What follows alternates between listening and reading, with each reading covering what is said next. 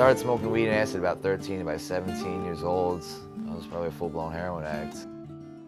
Heroin and cocaine, those were always the worst drugs. If you did heroin, it almost made it kind of sexy and dangerous. And that's what kind of attracted me to it, because it almost became glamorous using that kind of drug. It was such a, a thing to rebel against society, and that was the worst thing you could do. So that was the first thing I did. When it started out and it was experimental, it was fun, it was something I told people about. Hey, I'm gonna have heroin in the house. It was like a novelty. But when it started becoming an addiction, and it wasn't, hey, come on over, it was a fun thing, then that's when I started to make it secretive. I didn't want people to know I was injecting heroin as opposed to snorting heroin. And that's when I had to start doing all the lies and all the secrets and sneaking around. I didn't want people to know I was an addict. I didn't care if people knew I once in a while indulged as a party thing. That was okay, but that was different than using it in the morning so I could go to work that day. That part was a secret. I didn't really realize I was an addict until I didn't use, and I was sick and terrible. I didn't understand what it was. I thought it was the flu and this and that.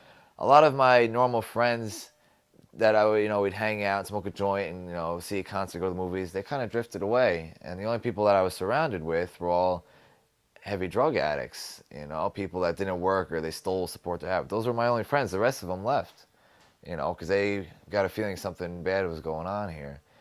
And then I was talking to my other drug addict friends. Yeah, I didn't even do any drugs yesterday, but I was sick as hell. Couldn't sleep, vomiting and all this. Yeah, and they told me, they said, "You're dope sick, Nick." I was shocked, to be honest.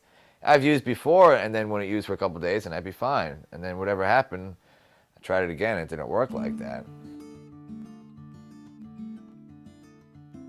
Well, there were a lot of consequences for my drug addiction.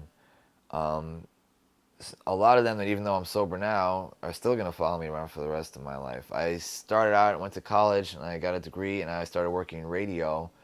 With less than a year, I lost that job. The entire length of that job, I was either in withdrawal or high every single day, leaving work, taking, company equipment to go and score drugs. And that was my chance at, having a real legitimate career in radio, which is something I always wanted to do. And that I regret that every day.